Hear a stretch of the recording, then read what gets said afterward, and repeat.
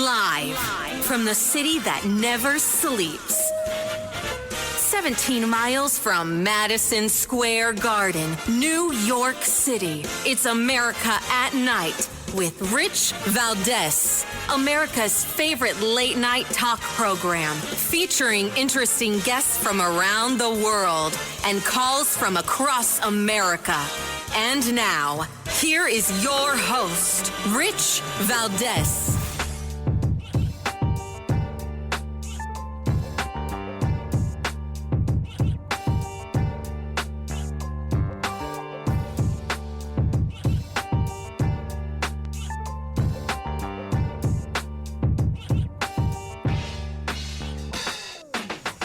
Hi there, good evening, and what's up, America? I am Rich Valdez, Valdez with an S, at Rich Valdez on all of the social media. Welcome to the Wednesday night edition of the program, and it's a blessing to be here live and national with you all, the American people. 833-482-5337 is the phone number, 833-4-VALDEZ, and I don't know where to start. There's so much to talk about.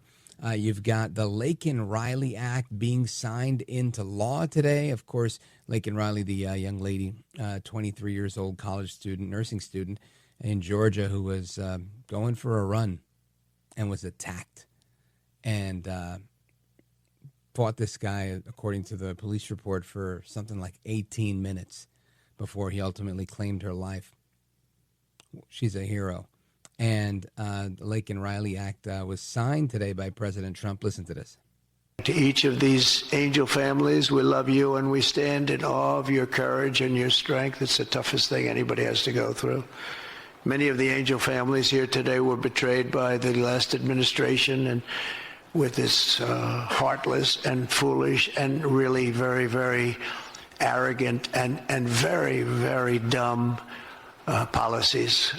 Policies that aren't even believable when you talk about common sense. I say we're the party of common sense, but the Democrats also, they have plenty of common sense, and that's why so many are here today and so many supported what we're doing. The very government that was supposed to protect their daughters instead opened our borders and transported the world's most dangerous criminals straight into their communities.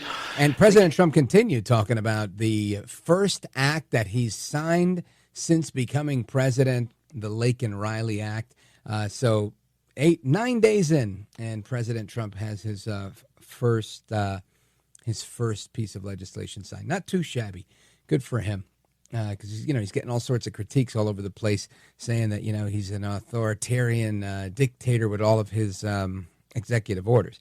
Now, I don't necessarily subscribe to that, but if people are going to say it, you gotta kind of counter it, right? And say, no, we're getting work done here. And is he getting work done? Man, another big piece of news today, President Trump, through another executive order, directing DHS and the Border Czar and the Department of Defense to transport non-citizens who are, I'm going to use the term, enemy combatants of the United States, to a migrant detention center that's at Guantanamo Bay, Cuba, of all places, right? The QAnon people must be wetting their pants. They love Gitmo.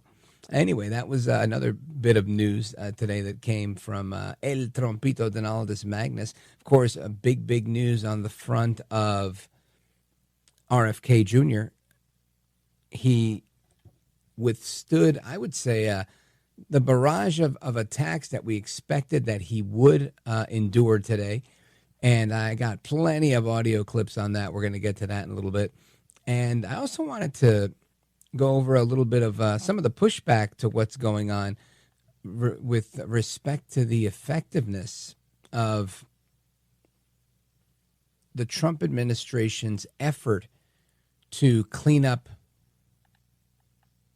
society, right? That all of these criminals that are here from other countries. The other night when we had Dr. Phil on, he told us about a guy from Thailand, born in Thailand, has been here illegally for a number of years, and was charged, and I'm not sure what stage of the game he was in, but awaiting, I guess, the next step in his adjudication without ever being deported.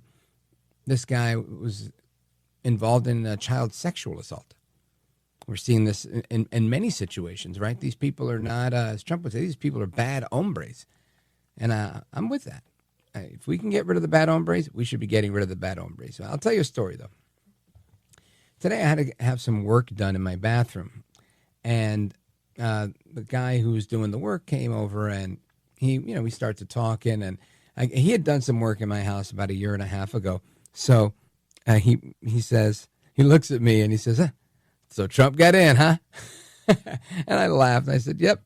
And we started talking. And he's there justifying why we should have secure borders, why we shouldn't have criminals running around, but how none of the people being arrested are visa overstayers from Ireland. None of the visa overstayers are from Ukraine or any other European country. He said, isn't it just curious that every last person being arrested looks like you? And I said, no, sir, it's not really that curious to me because I saw them come in, right? There was cameras down there. We saw these people come in caravans. I'd never seen a caravan of Irish people or Ukrainians come to this country, right? And I lived in Brooklyn. I know what Brighton Beach looks like. There's plenty of Ukrainians there. That's a neighborhood. That's not taking over Aurora, Colorado, taking over the Roosevelt Hotel, right? Clearly what's going on here is unprecedented. We've never seen something like this. And I tried to explain. I think this is an apples and oranges comparison. You're trying to say that people who are here on a work or student visa that are in the country illegally are the same as somebody who's, on the hook for child sexual assault. I think those are two different things. Not to say that, one is should get a pass, but I think the focus of this has been reiterated time and again by this administration. So I just found it interesting because ultimately he couldn't get away from this idea. Then he tells me Trump gets away with everything. And I said, well, like what? And he said, well, just look, this guy's a convicted felon. He's running the country. He's like, you tell me if you or me could do anything if we were convicted felons. He's like, and the answer is no. And I said, well, we could run for president, but I don't see myself winning an election for president. And he's like, of course not. He said, because you'll never have the degree of privilege that Trump has. And I said, well, it's probably true. I don't have the billions of dollars that Trump has and the legacy of a career that he's had.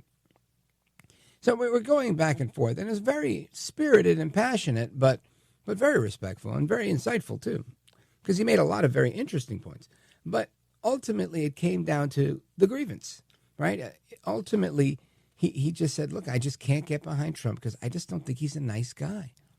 And I said, look, in life, through whatever circumstance, at times you have to deal with people you don't like.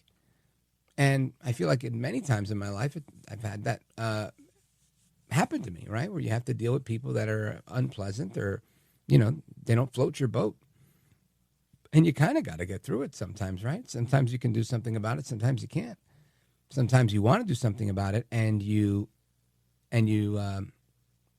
it's in your best interest not to, right? You're better off dealing with the people that you don't like or are not the best fit for your personality because continuity, this, that, and the third, whatever, right? But he couldn't get over this grievance. And he was like, he's just not a nice guy. And I said, well, I've never voted for a president because I felt like they were a nice guy. I think the media has sold us this idea that we should vote for somebody we'd like to have a beer with. This famous, who do you want to have a beer with test, if you will. Something that I think is kind of silly, in my opinion, because why on earth would I want to have a beer with George W. Bush, Barack Obama, or President Trump? No, they all seem like I would do it with all three of them, right? I'd love to pick their brain. I'd love to interview President Obama. Be like, what was going through your mind, sir? But I haven't been afforded that opportunity. But the bottom line here is he was holding on to that. And he was like, I just can't. He said, I feel like I'm selling out my integrity and my values, supporting somebody that I know is not a good person. And I thought, I can't help you. I'm not Dr. Phil. I can only give you the facts. I can only tell you that, look, You know who I want to be a nice person, and also not even a nice person, a knowledgeable, competent, able person? My pastor, my spiritual advisor. Right? I want that person to know Jesus and know them really, really well so that he can give me the best advice. But ultimately, you got to pick the best person for the job. And as he was complaining, saying Trump is really good at dismantling things, I'm thinking, well, if we want to see the deep state dismantled and the transnational criminal network that was overseen by Barack and Joe El Baboso and Que Mala Eres, then Trump is the man for the job. I don't care if he's nice or not. And to add insult to injury, you've got, I think Trump actually is a nice guy. I think he's got a heart. I think he looks out for people.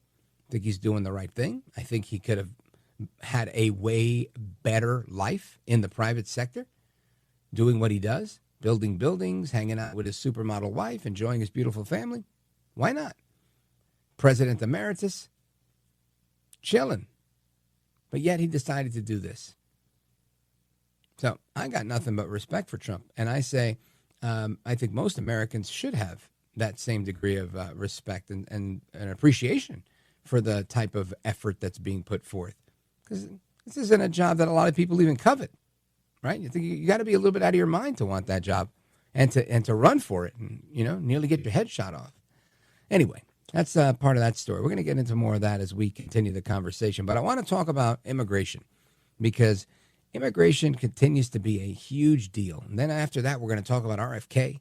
And then after that, we're going to talk about all the rest of the news of the day. Man, there's some doozies out here. Just real quick, some of the stuff that I've been seeing today. Look at this. You got Lee Zeldin being confirmed as EPA chief. Gold Bar Bob, he gets 11 years behind bars. Good for him. Steel bars, that's funny. Gold Bar Bob, yep. Senator Bob Menendez sentenced to 11 years in prison for his bribery scheme. We'll get into that. Trump gets 7,400 new media requests after the press conference yesterday. Just lots to discuss. I got a bunch, but I want to get into this conversation on immigration. So I'm going to pause right here. We're going to come right back, and we're going to dig in. Don't go anywhere. This is America at Night with Rich Valdez. Call now, 833-4VALDEZ. That's 833-482-5337. 833-4VALDEZ. That's Valdez with an S.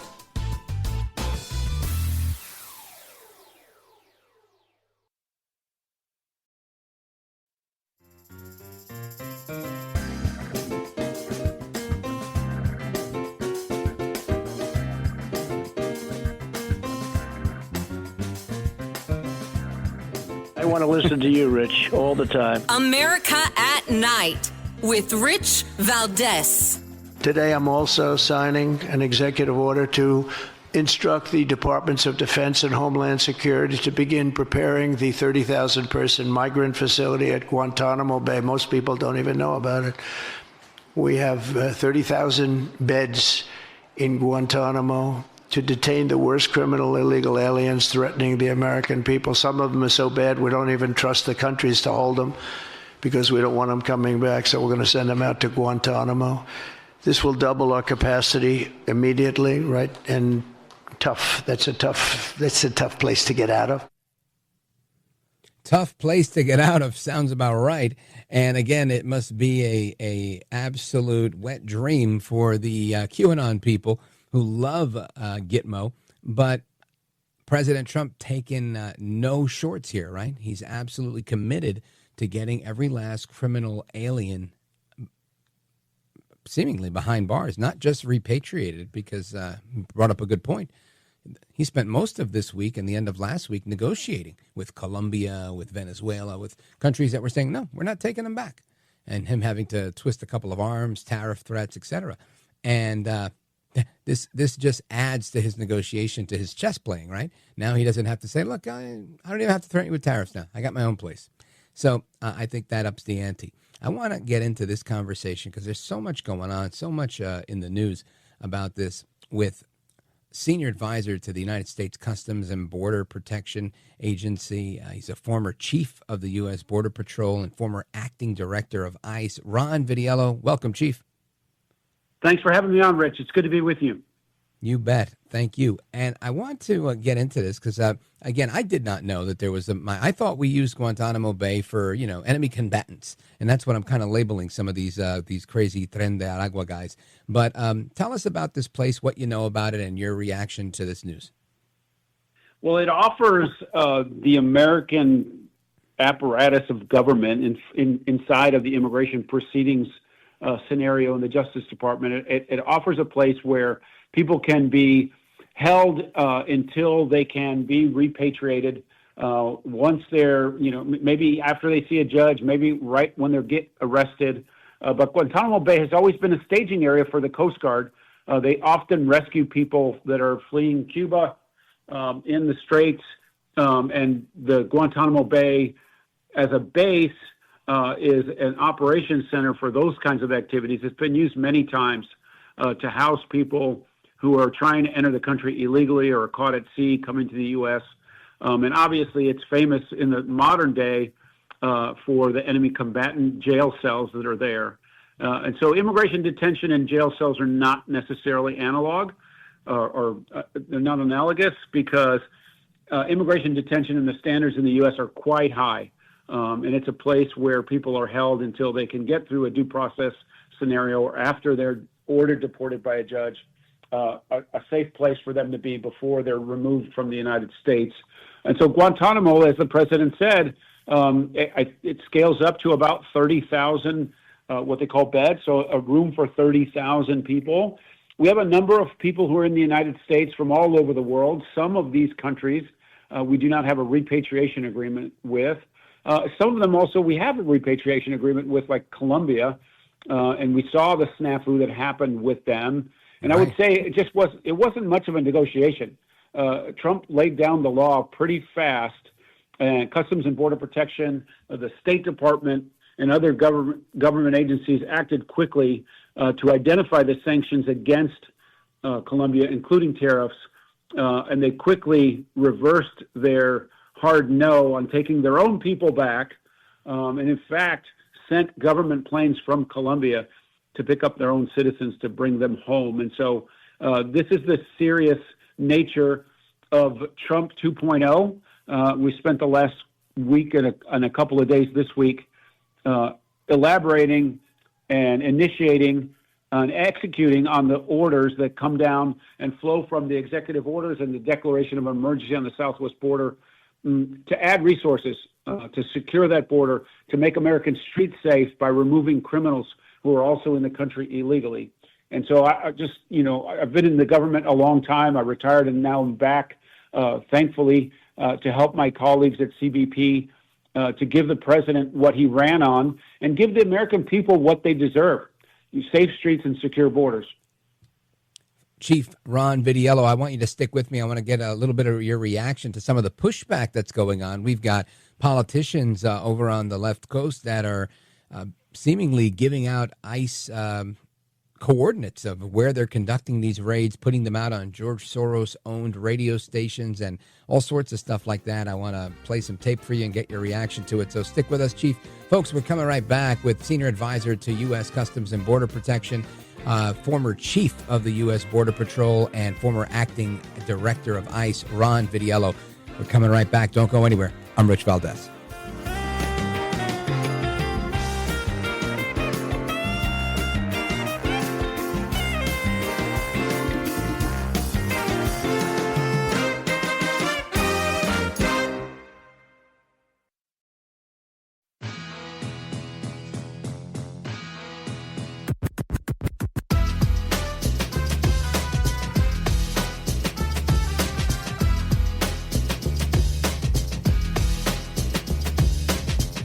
The best guests, the best opinions. This is America at Night with Rich Valdez. We know that San Francisco is a sanctuary city. We will always be a sanctuary city. We want to be clear. The Sheriff's Office does not and will not take part in immigration raids or any federal law enforcement actions directed towards the immigrant community. Very simple message. If you want a safe city, you must support a sanctuary city. Sanctuary city, the whole point, the whole purpose is to make sure that people feel safe testifying to crimes and reporting crimes. So a safe city is a sanctuary city.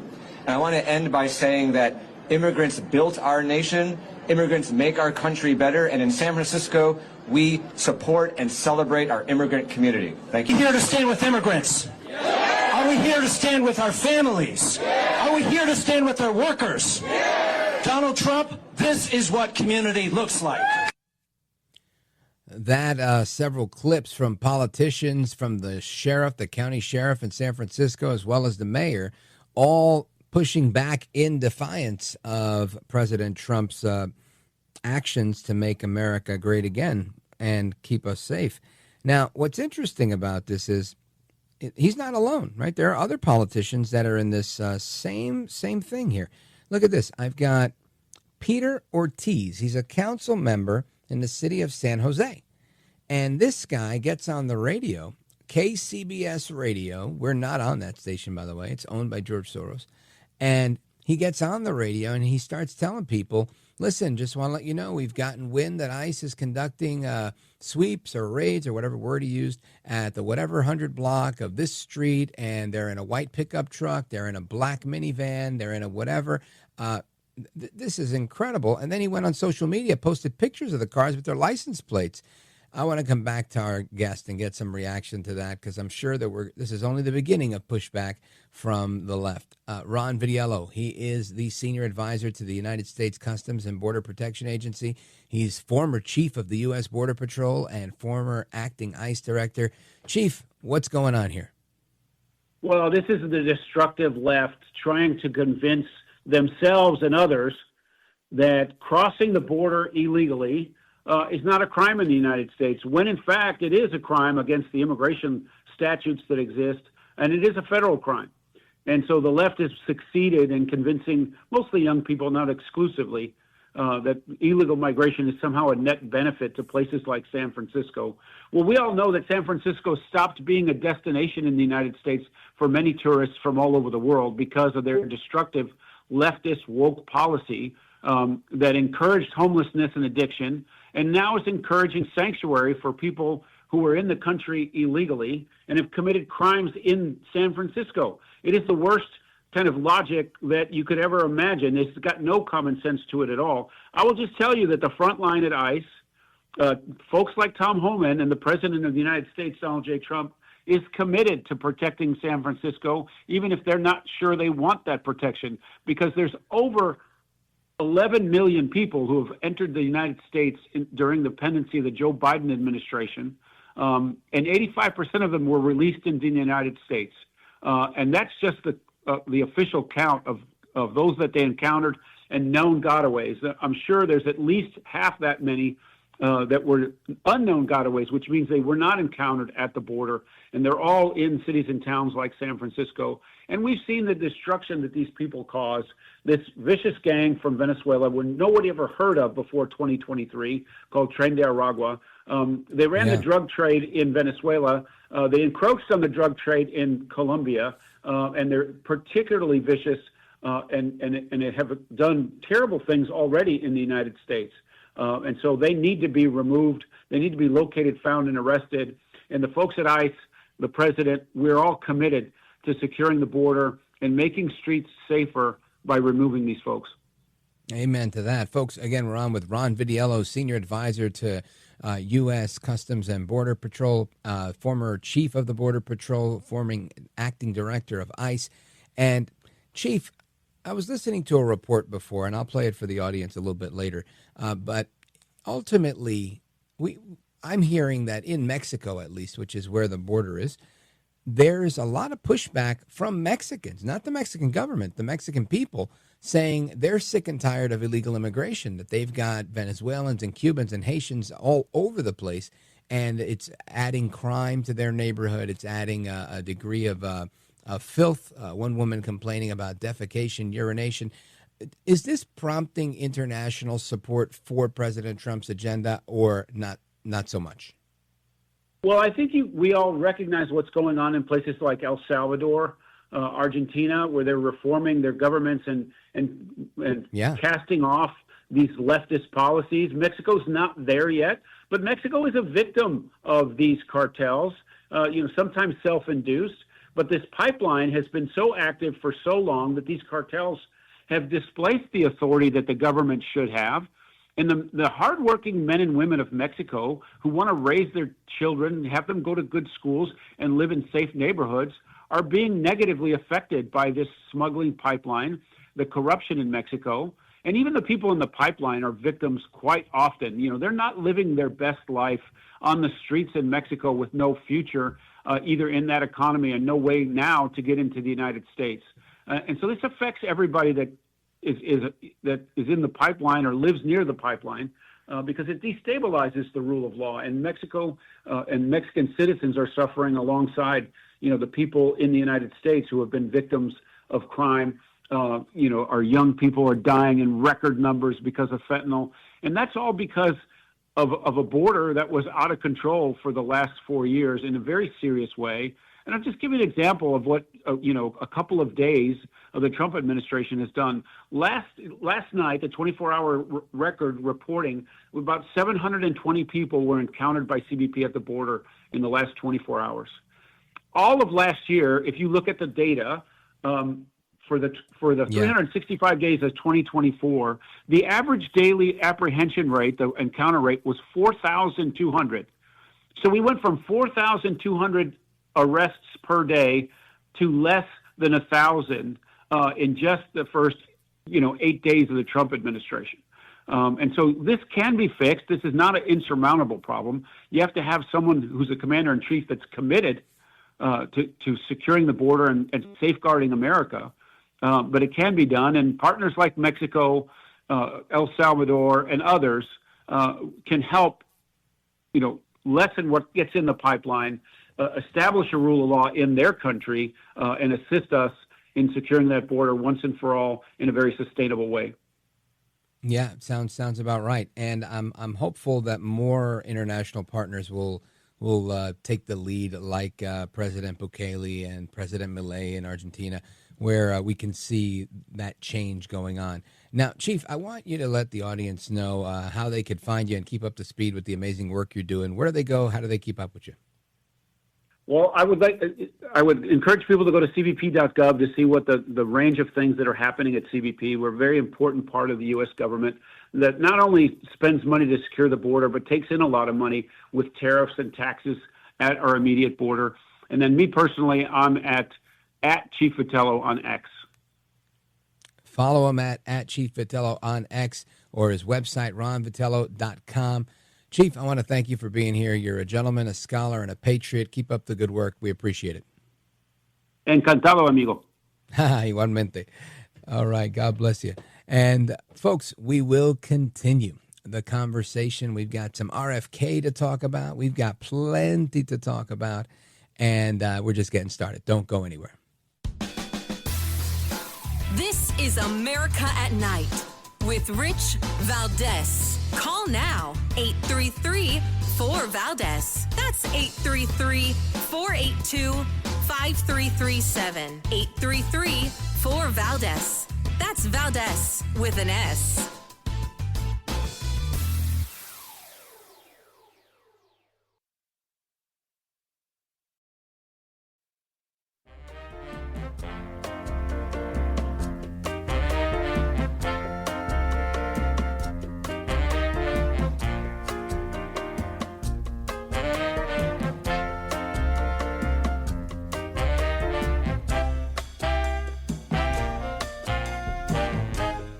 There is more news in your commentary, in your analysis, than there is on the news network. America at Night with Rich Valdez. Call now, 833-4-VALDEZ. That's 833-482-5337. 833-4-VALDEZ. That's Valdez with an S. All right, amigos, welcome back. And that voice you just heard, that was Brent Bozell. I want to take a moment to congratulate Brent Bozell, because Brent Bozell, who was the CEO at MRC, right, the Media Research Center, He was nominated by President Trump to run the United States Agency for Global Media. So congratulations, Brent Bozell and the MRC folks that are out there. I wish you Godspeed in your confirmation. And I want to continue. We're going to talk about some RFK, but that's a deep dive there. We got a lot to go through on that one. But and also, just a quick update. There's a crash in the Potomac River. And we don't know a lot. A plane crashed into a helicopter near Reagan International Airport. Victims of the crash are reportedly being found as we speak. So as we get more on that, I'll let you know the condition of the people they're finding and whatnot. Plus, our next guest has a background in Homeland Security and might be able to shed a little light on that as we also talk about the confirmation process for RFK. But right now, I want to talk about somebody that you thought might have gone away. And that person is, mind your damn business.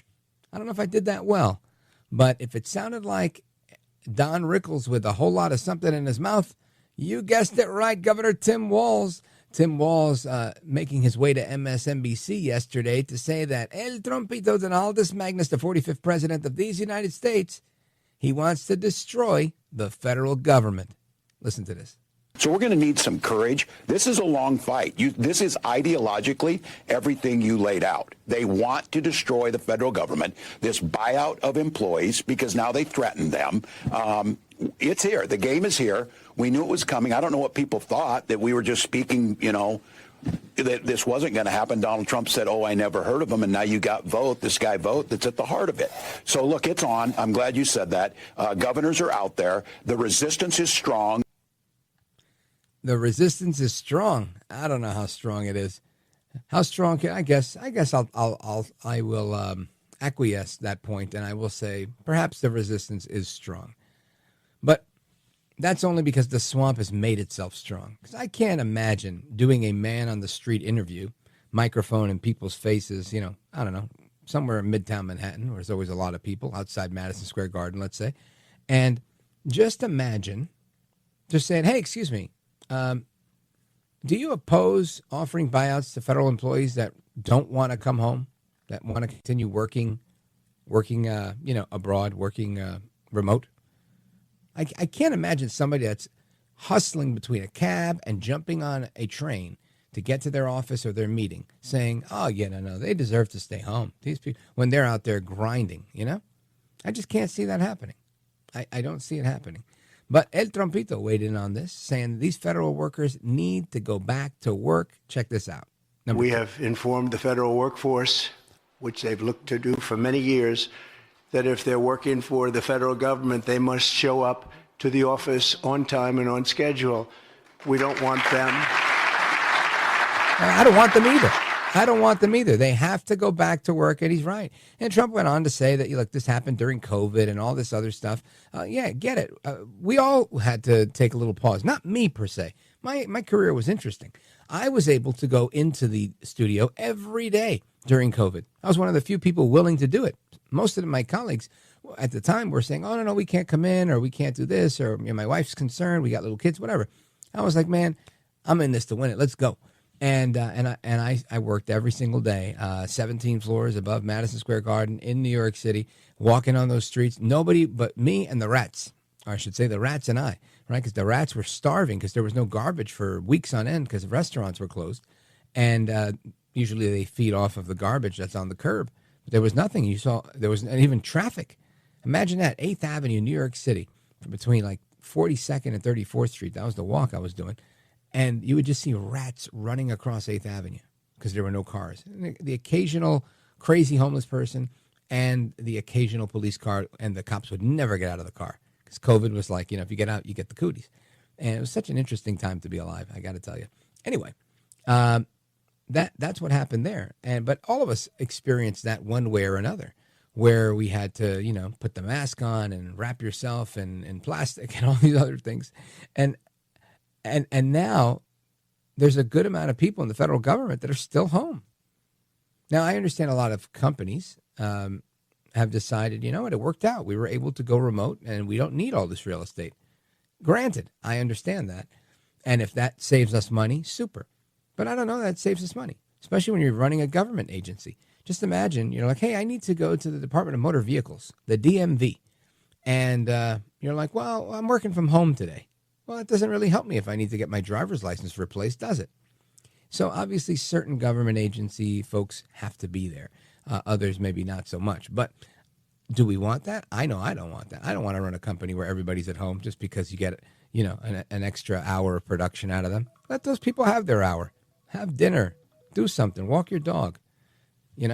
Focus on your mental health. Anyway, I have another clip I want to play, but I think I'm going to forego it. I'm going to take the pause right here. We're going to come back and, and hopefully I'll get to your calls. 833-482-5337, 833-4-VALDEZ. This is America at Night with Rich Valdez. Call now, 833-4-VALDEZ. That's 833-482-5337, 833-4-VALDEZ. That's Valdez with an S.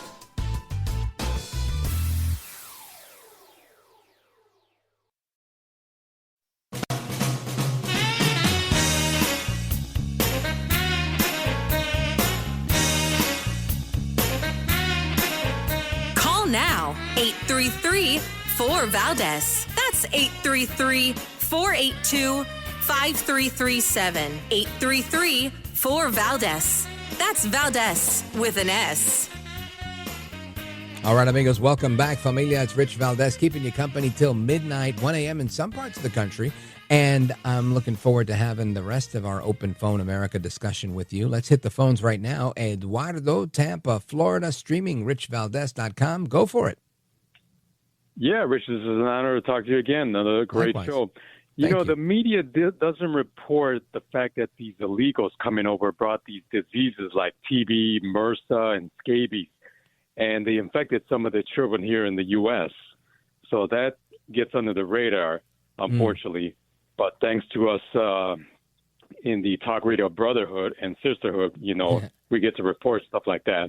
Yeah, and there was some reporting on it, at least locally in New York, when they started to take over the hotels, and then they took over the big Roosevelt Hotel, which, I used to go to the Roosevelt Hotel not that long ago for these big Fashion Week parties, and it was an expensive place with a great restaurant in it, and lo and behold, right outside Lincoln Center. And now it's an absolute war zone. But to your point, there were reports at the time of different types of ailments that were spreading in there because of the close quarters and because they were coming in unvetted. And this had been going on since COVID. So it's a valid point. I mean, typically you say something like that and someone from the left will try and guilt you or shame you into stifling yourself. Because there's, right away, you're being xenophobic. You're saying that immigrants have disease. You wouldn't say that if they were coming from Ireland, would you? Right? And this is the argument that you end up getting into. But the reality is these things are happening in these migrant camps and Floyd Bennett Field and other places throughout the city. So it's a valid concern, probably one that's pales in comparison to, these guys running around with rifles, kicking people out of their homes in Colorado. But thankfully, they got that guy. Yep, definitely. Yeah, I hear you, all right, brother. Rich, thank you very much. It, man. Thank you. Thanks for tuning in, and thanks for the call. Shout out to everybody in Tampa, Florida. My man Eduardo in the building. And we will continue with the rest of your calls and more in the hour to come. We're going to talk about RFK Jr. We're going to hear some of those clips. I'm going to get some reaction to that. We're also going to talk about this plane and helicopter collision that happened over the Potomac River. I'll give you the update on that. That's a developing story. And what else do we got? Oh, President Trump signing an executive order on school choice, educational options. And we're going to get into that with Professor Nick Giordano. He's joining us in the next hour. So keep it locked right here. Of course, your calls and more are coming up. 833-482-5337, 833-4-VALDEZ.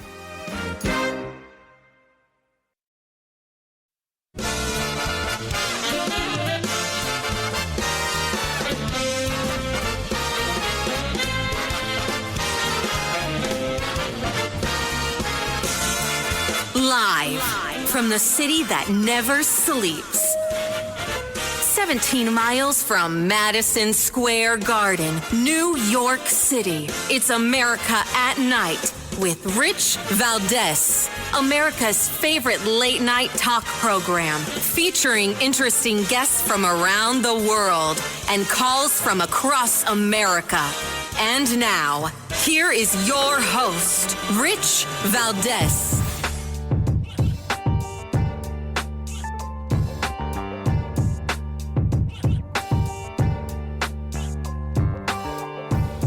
Hi there, good evening, and what's up, America? I am Rich Valdez, Valdez with an S, at Rich Valdez on all of the social media. Welcome to the program. It is Wednesday night. We're live. We're national. Here's the phone number, 833-482-5337, 833-4-Valdez. And a little bit of breaking news in the Washington area, D.C. area. You've got a story that broke a little while ago, about 20 minutes ago. A plane crashed into a helicopter near Reagan National Airport. Victims of the crash are reportedly being found by boat. And that's what we know so far. Here's a report. All that has been confirmed at this point is you had that that plane coming into D.C. from Wichita, Kansas, with 60 people on board, not including the flight attendants and the crew, but 60 passengers on this small plane trying to land at Reagan National Airport when it collided with a helicopter at the time, mid-air, and that plane went down into the water. That is the only confirmed information we have at this point. And again, according to Aviator Pilot on X, it's an American Airlines Bombardier CRJ-700, flight number 5342, and under the brand name American Eagle. And it's collided with what they're saying is a D.C. Metro police helicopter on approach to the airport just over the Potomac River again. That's unconfirmed other than this one source that I'm looking at, but just keeping you up to speed on what's going on. You know, you got to stay up to speed on these things because you never know when something happens. Like that big bridge story. Remember when that happened, when they kept saying there was a bridge collapse? I don't know if you remember that. They kept saying, oh, the bridge collapsed. The bridge only collapsed after a ship rammed into it. Right? I mean, that they left that part out of the story for a little bit. So anyway, that's what's going on there. Then Democrats were going hard and heavy on RFK Jr. today in the nation's capital, in the Senate confirmation of Bobby Kennedy Jr. for Health and Human Services Secretary. And we've got plenty of audio on this, but it was quite a show, really was, and he held his own. He did really well. One of my favorites had to be the clip between RFK and Senator Elizabeth Warren, who later on became, I guess, internet famous, Pocahontas, if you will. She became internet famous because she apparently is like the highest recipient of big pharma donations. And when you hear how it sounded when they were having this argument, this questioning, I think that you'll understand why she was so adamant about taking the position that she did. Listen to this. I'm asking about fees from suing drug companies. Will you agree not to do that? You're asking me to not sue drug companies, no, and I'm not going to agree to that, drug Senator. Companies as much as you want. I'm not going to agree to not sue drug companies or anybody. So let's do a quick count here of how, as Secretary of HHS, if you get confirmed, you could influence every one of those lawsuits. Well, let me start the list. You could publish your anti-vaccine conspiracies, but this time on U.S. government letterhead, something a jury might be impressed by. You could appoint people to the D.C. vaccine panel who share your anti-vax views and let them do your dirty work. You could tell the CDC vaccine panel to remove a particular vaccine from the vaccine schedule. You could remove vaccines from special compensation programs, which would open up manufacturers to mass torts. You could make more injuries eligible for compensation even if there is no causal evidence. You could change vaccine court processes to make it easier to bring junk lawsuits. You could turn over FDA data to your friends at the law firm, and they could use it however it benefited them. You could change vaccine labeling. You could change vaccine information rules. You could change which claims are compensated in the vaccine injury compensation program. There's a lot of ways that you can influence those future lawsuits and pending lawsuits while you are Secretary of HHS. And I'm asking you to commit right now that you will not take a financial stake in every one of those lawsuits, so that what you do as Secretary will also benefit you financially down the line. I'll comply with all the ethical guidelines. That's not the question. You and I, you have said You're asking me, Senator, you're asking me not to sue vaccine pharmaceutical companies. Yeah, you are. That's exactly what you're doing. That is exactly what she's doing. She's trying to get him to stop suing, stop making money off these people that are paying my bills over here. Now, I was inaccurate, so editorial note, I said she was one of the highest, and she is one of the highest, but she's number 3.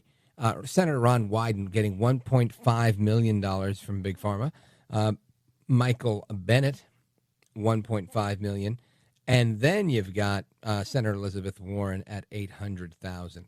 And this is according to the Young Americans for Liberty Foundation.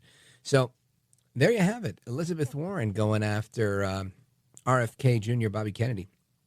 And I got to say, it was fun. I enjoyed watching it. This has probably been my favorite confirmation hearing, because he wasn't fazed. It's almost like you can tell he's very, very, very comfortable in these contentious situations. And they've been beating him up. I mean, yesterday it was his cousin, right, saying all these bad things about him. A week ago was unearthing the story about the bear, right, that I hadn't even heard about. Somebody told me about the bear. I was like, I had no idea about a bear. Then the cousin trying to say that he keeps predators as pets because he is a predator. I mean, it was just so brutal, the stuff that's been coming out. And then today I see a piece in the UK Daily Mail going back to his youth, days of addiction, and saying, this is a guy who had a heroin problem, and now he's going to be in charge of the health department, and blah, blah, blah. And listen, it's all fair game, right? I mean, if Hunter Biden were the guy, you can rest assured that we would be, bringing it up at some point. Maybe not me, but somebody's going to bring it up, and I still think it's fair game. That's just how it works, when you're in the public eye. So I get that, but it just seems to me, really? I mean, is it all that necessary? And I only say that because, and again, I think RFK Jr. is a nice guy. I respect him. I had him on this show, and for those of you that heard that interview, I told him I took exception to him, and I listened to him a lot. I'm very familiar with his radical positions on the environment over the years, but he's willing to put those things aside to promote something that I do agree with him on. And I think he brought up a number of situations, statistics and current situations, like with young people and certain chronic health issues, that this has to get addressed. And if a dynastic son of a politician who is a lawyer that sues these companies, if he's the best guy for the job because he's best versed in fixing this problem, then he's the guy. And I think today it was a good day for him, and he made that case very effectively. So we're going to hear more from RFK Jr., Bobby Kennedy, when we come back. Plus, our guest, Professor Nick Giordano, host of the PAS Report. He'll be joining us to weigh in on that, this plane crash, as there's any new developments on that, as well as everything else that's happening in America at night. Don't go anywhere. This is America at Night with Rich Valdez.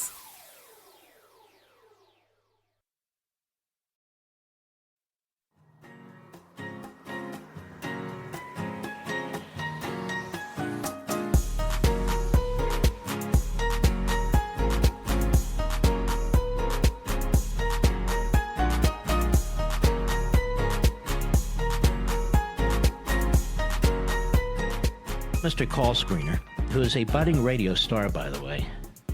Richie Valdez is terrific. This is America at Night with Rich Valdez. When I was a kid, the typical pediatrician would see one case of diabetes in his or her lifetime, 40 or 50-year career. Today, 1 out of every 3 kids who walks through her office door is diabetic or pre-diabetic. And the most recent data from NIH shows 38% of teens are diabetic or pre-diabetic. Autism rates have gone from 1 in 10,000 to 1 in 1,500, depending on what studies you look at. In my generation today, 70-year-old men, 1 in 34 in my kids' generation. We've seen this explosion of autoimmune disease, of allergic diseases. This is not just an economic issue. It's not just a national security issue. It is a spiritual issue, and it is a moral issue. We cannot live up to our role as an exemplary nation, as a moral authority around the world, and we're writing off an entire generation of kids. Writing off an entire generation of kids. Again, that's Bobby Kennedy today at his confirmation hearing, and that's why he's the man for the job, right? It's not because I agree with his political positions. It's not because of anything other than I think he's got his finger on the pulse, and more so, he's been able to navigate in that space. He's able to move around. He knows what's going on. He knows who the players are, and he knows how to do what needs to be done.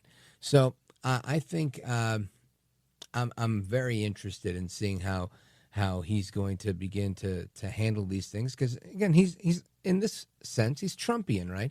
He's a nightmare scenario for the deep state. And we heard that from that report from James O'Keefe, O'Kizzle My Nizzle, right? When he had the guy undercover, that guy, I forget the guy's name, Brian something or other. But the guy said, an experienced bureaucrat can run circles around an unsophisticated political appointee. I think the problem here is I don't think he's that unsophisticated. I think he's really well-versed on the issues, and he understands what's going on. He knows what the red tape looks like. He's been lied to time and again. And I think RFK Jr. is going to be a force to be reckoned with.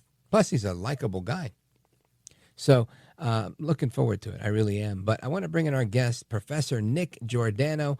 He's the host of the PAS Report. He's a professor at Suffolk Community College in New York, and he's our guest. Professor, welcome back, sir.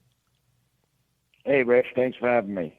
You got it, brother. Now, I want to give you the floor here because you just heard RFK Jr. talk about this chronic health issue that we have going on in this country with 38% of young people have diabetes and other ailments. And it's just it's kind of concerning to me, obviously, but it seems like we're concerned about a lot of other things as well and not so much about the health of our children. What's going on here?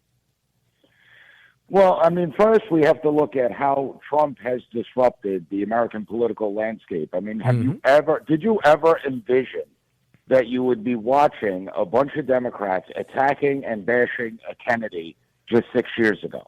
Oh, yeah, no. And the answer is nobody would have predicted that.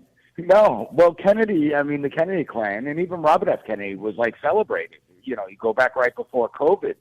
And Robert F. Kennedy is a direct result of the failures of the American healthcare system, the failures of the NIH, Health and Human Services, the CDC, and Dr. Fauci. If it wasn't for the failures in our system, you wouldn't have a Robert F. Kennedy that's being nominated to become the Secretary of Health and Human Services.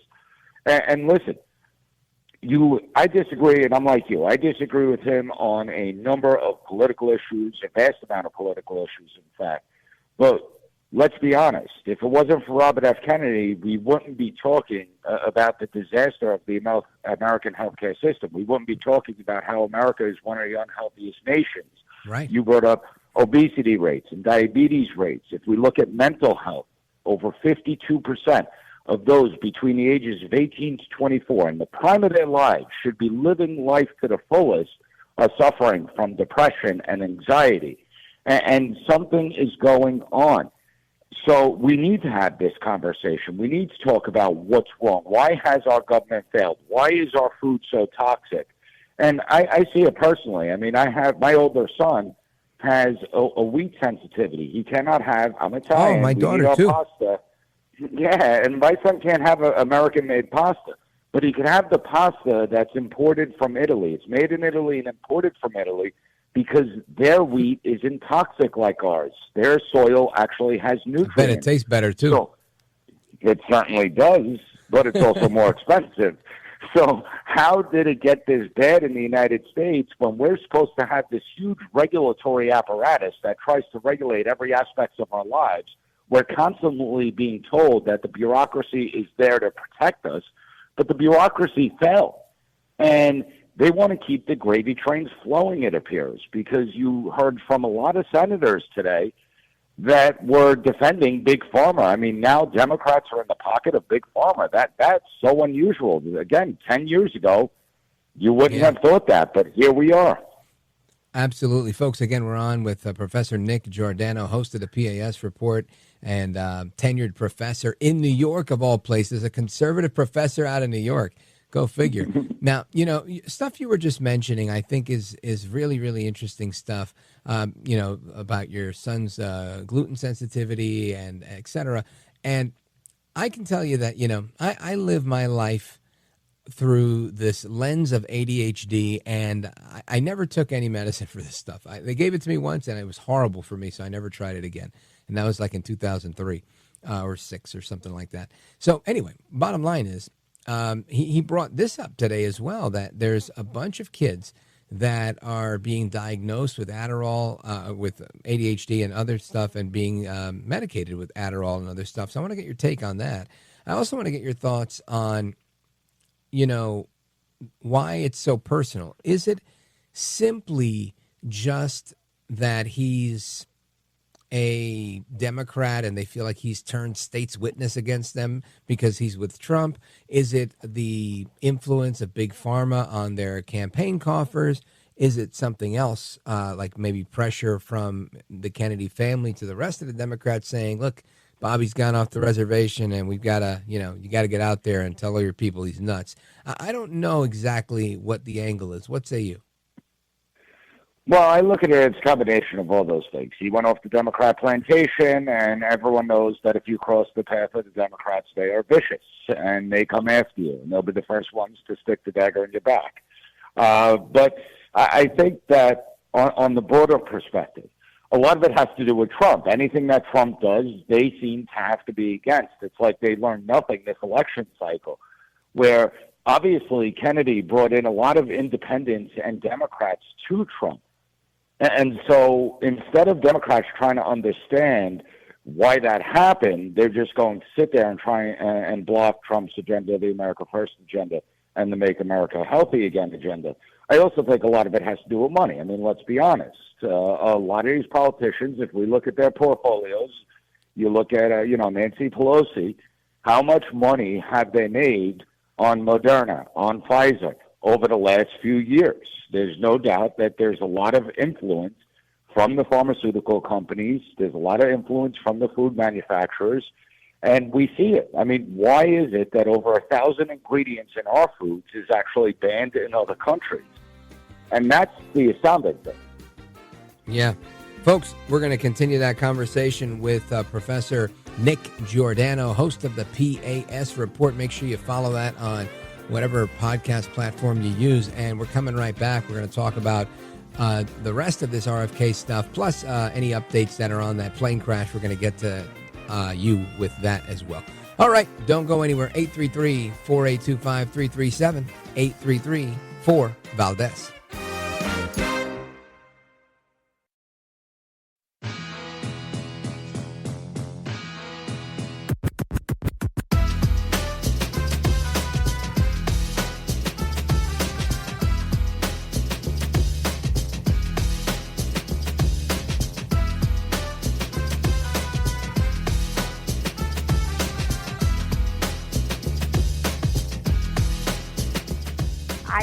Love your show, everything you do. So what an honor, really, to join you and your listeners tonight. America at Night with Rich Valdez.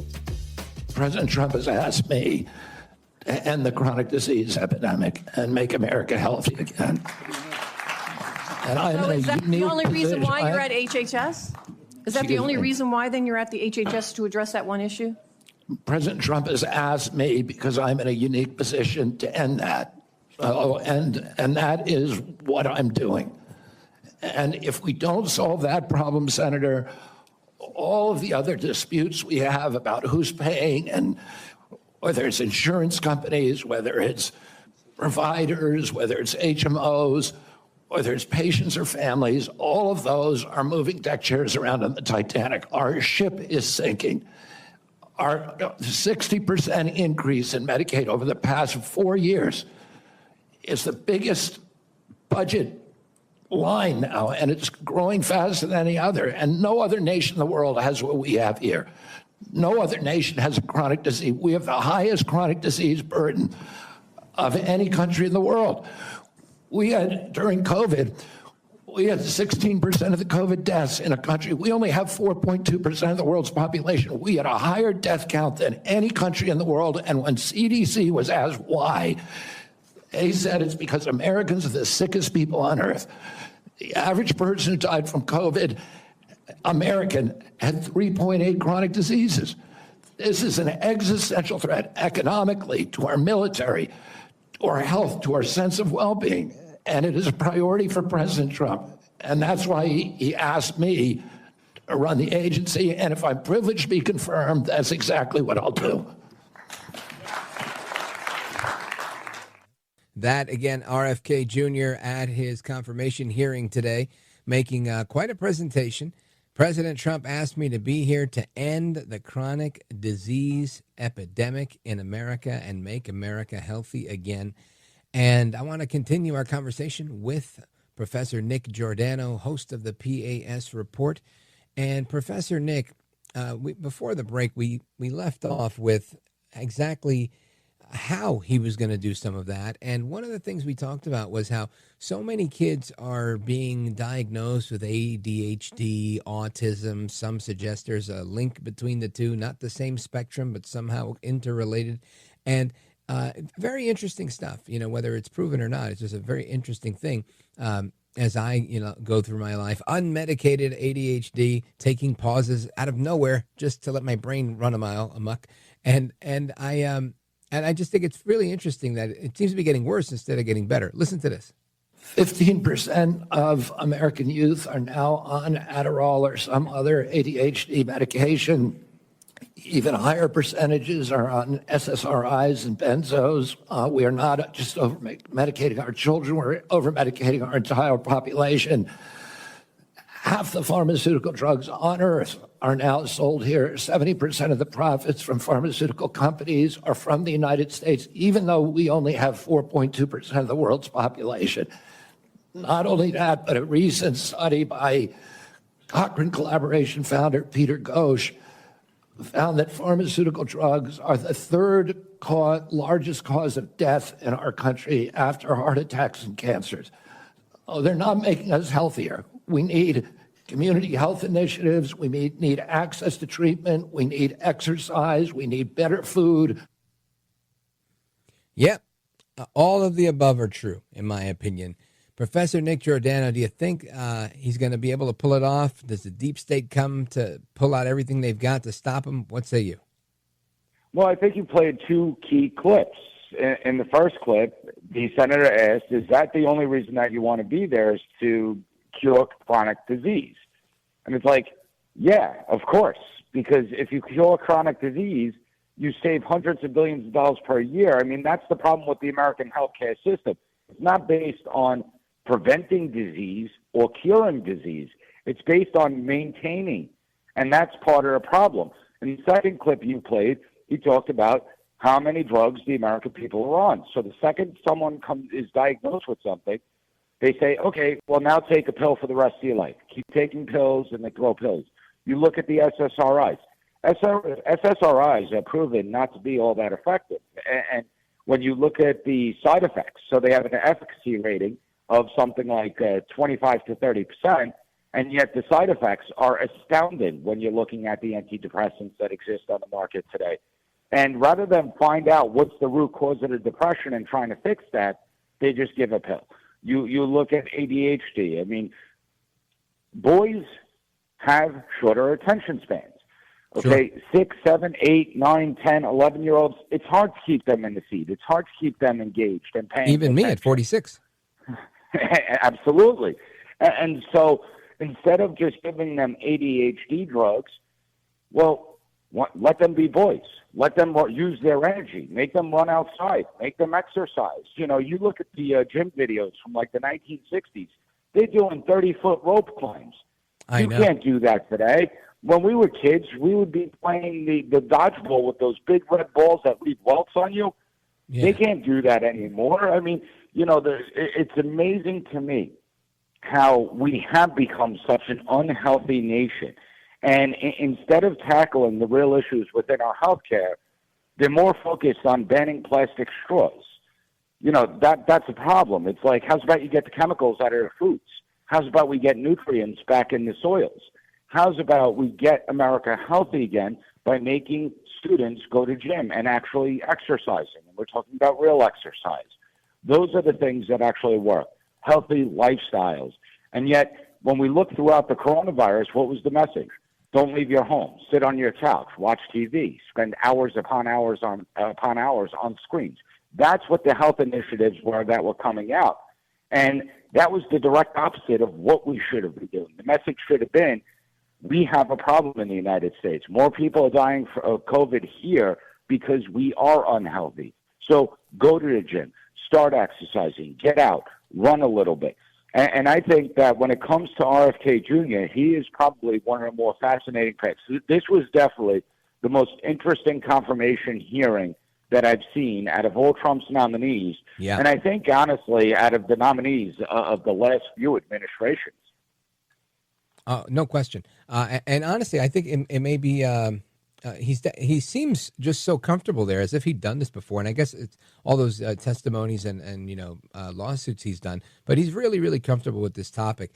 And he seems immovable when it comes to this. Like, say what you want. Sure, guilty as charged, but I'm sticking to my guns on this. And I think that's the type of steadfastness that you need when you're dealing with bureaucrats and this invisible hand, if you will, the invisible hand of Washington. Maybe that's my new name for the deep state, right? I'll steal a page from Adam Smith. And it's tough. I think it's really tough to fight that invisible hand, Professor.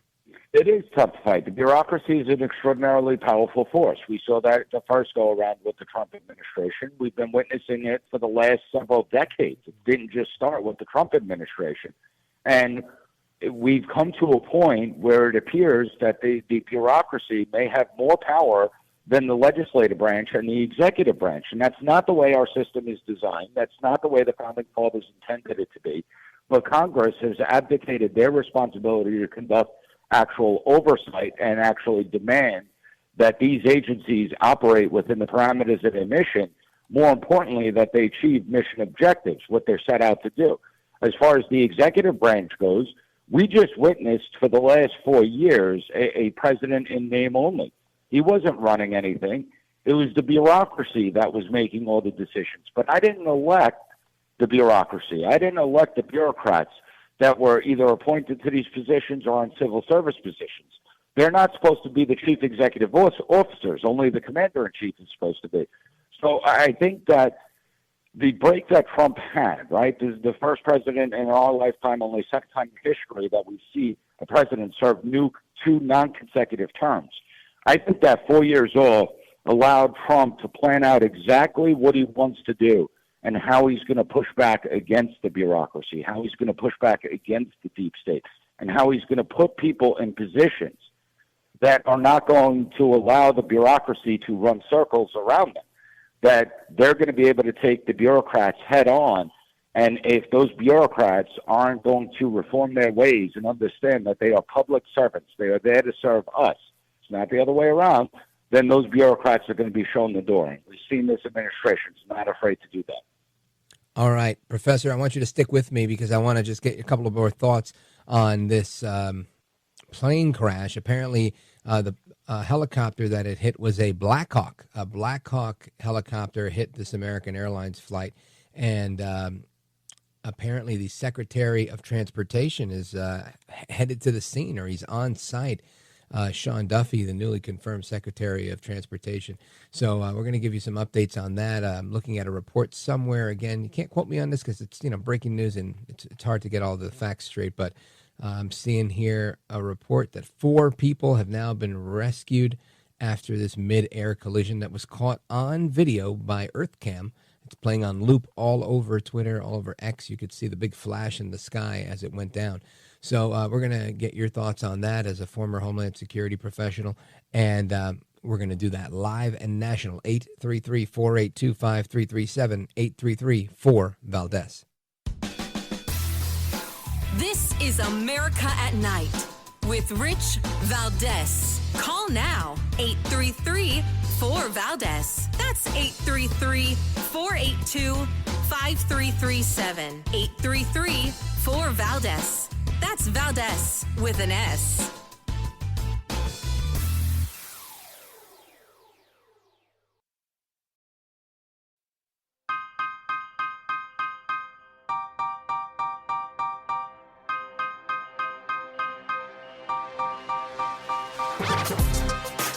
This is America. This is Night. This is Rich Valdez. Rescue crews getting in boats, trying to navigate these dark and cold waters, trying to find any survivors at this rate. As we were saying, so far what we know is that there are 4 victims who were taken to North Boathouse Fire Station at Reagan National Airport, which is south of the airport, and that's going to be kind of the gathering point as first responders try to find more people in the waters and any potential survivors. That's Un Yang, NBC4.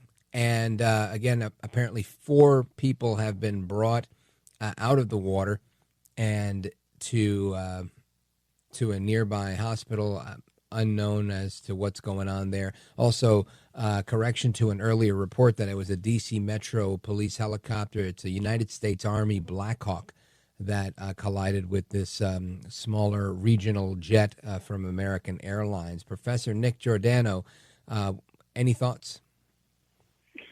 It's obviously tragic. I mean, this is one of those situations that you never want to see. And what we're witnessing now is a multi-jurisdictional, multi-agency response. Understand, because of the location, you have Virginia first responders out there, Maryland first responders, District of Columbia, and federal first responders as well, assets going. So you have professionals that are already on the scene. Preliminary reports show that 4 people have been rescued so far. Hopefully that remains the case and we find more, but the water in the Potomac is extraordinarily cold, so they got to act quickly because of hypothermia. They already have a unified command that's set up. So the command and control, search and rescue, they're all doing their jobs. It's a tragic incident, and we need to know what happened. For the last 4 years, we've seen a lot of close calls in the sky and on runways. And again, it shows to the breakdown of the American infrastructure and what's going on. We need a thorough investigation. NTSB, the National Transportation Safety Board, will lead this investigation to determine what happened. We know the helicopter and the plane collided. They crashed into each other. How did that happen? And that's the answers that's going to be for the next few days that we're going to be, that's the question we're going to be asking. Professor Nick Giordano, let everybody know how they can follow you and learn more about the work you're doing. Everyone could go to the PAS Report website, pasreport.com, or they can follow me on social media at PAS Report. Outstanding. Professor, thank you very much. Let me see. We're going to come to your calls and more when we come back. Don't go anywhere. This is America at Night with Rich Valdez. Call now, 833-4-VALDEZ. That's 833-482-5337. 833-4-VALDEZ. That's Valdez with an S.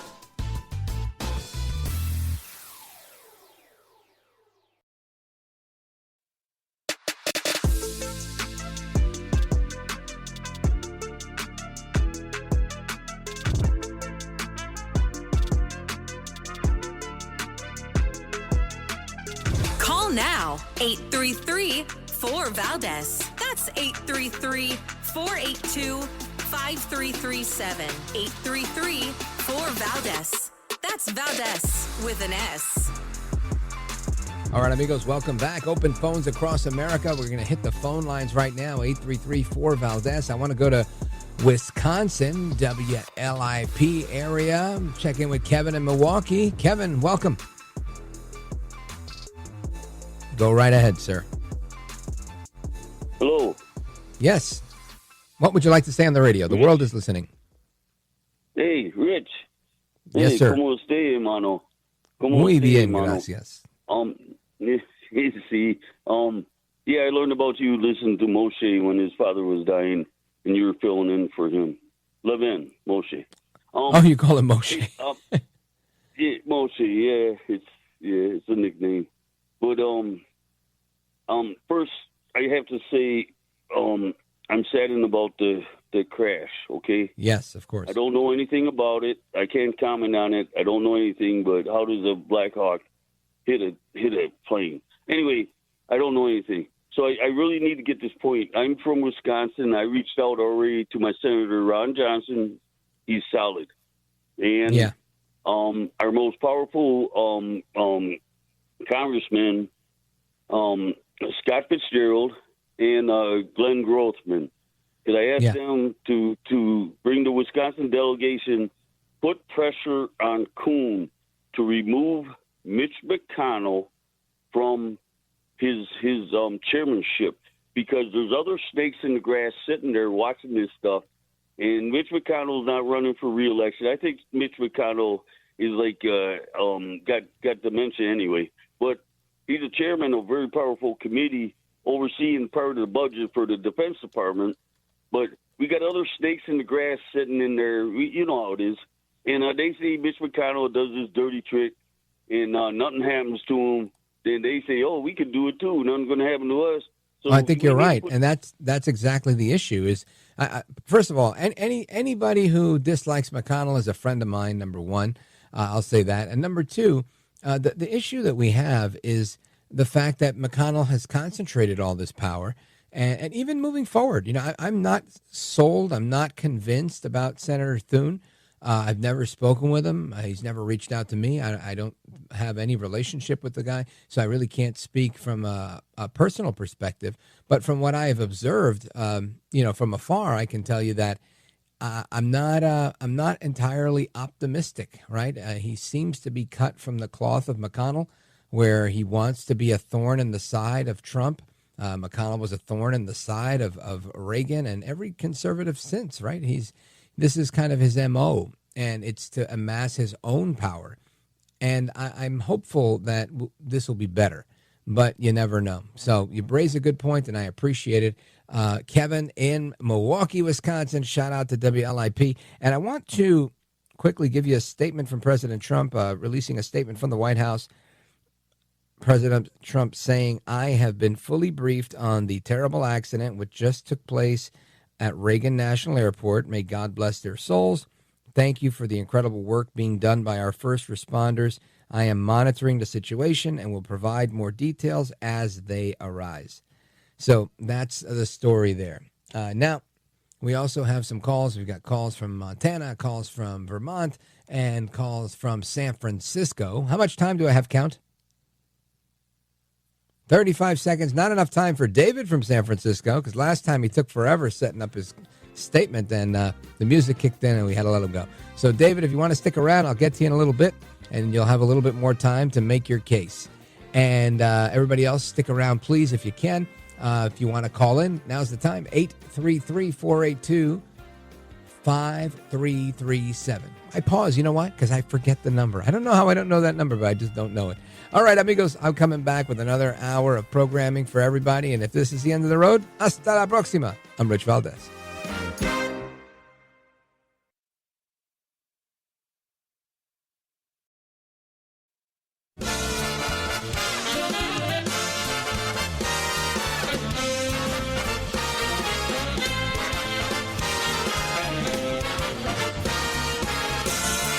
Live from the city that never sleeps.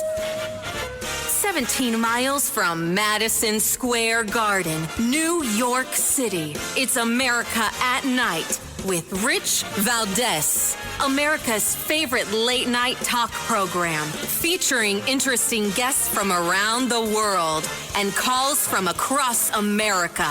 And now, here is your host, Rich Valdez.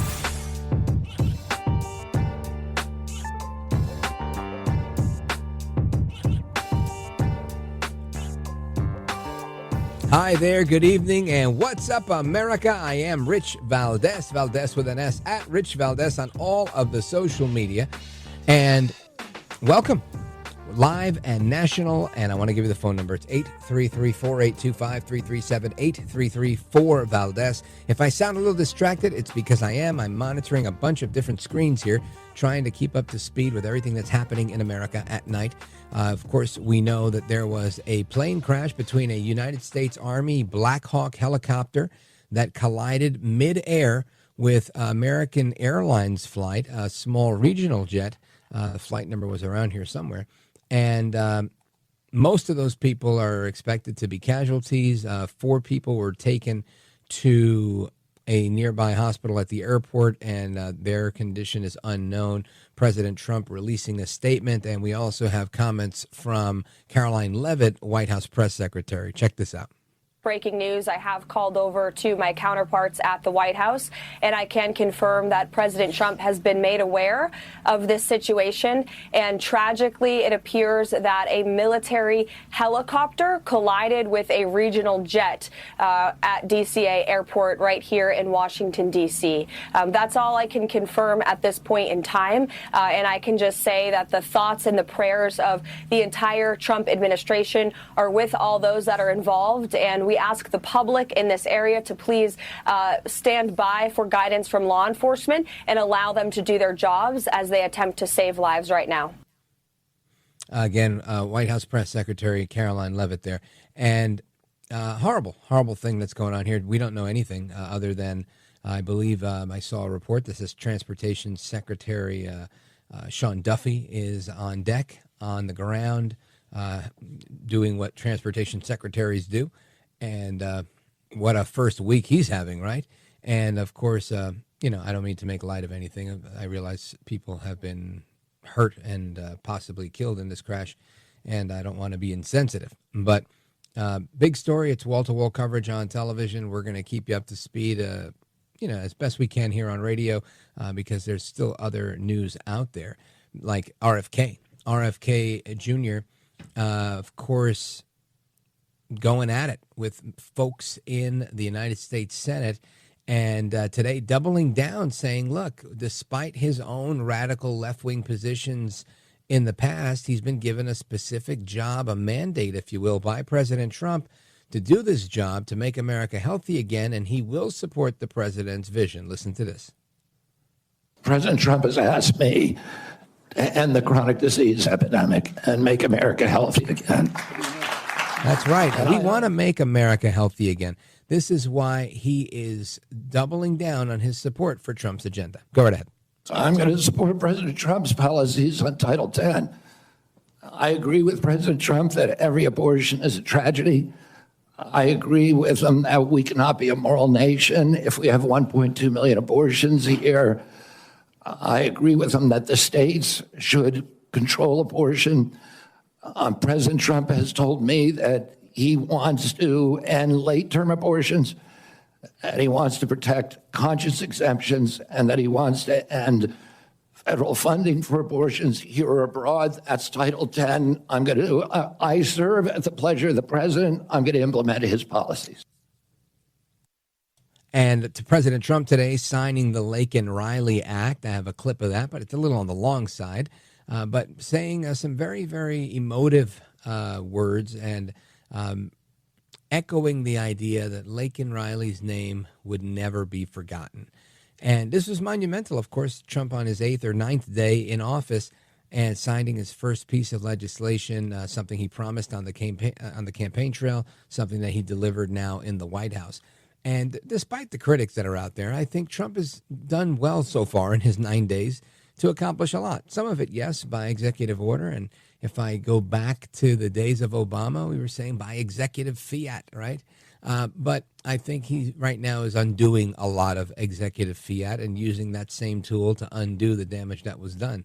But a lot of this has to be done by legislation, and it's going to be very important for Trump to maintain majorities in the House and, of course, in the Senate. The House doesn't seem to be as problematic. Mike Johnson seems to be on board with promoting an America First agenda.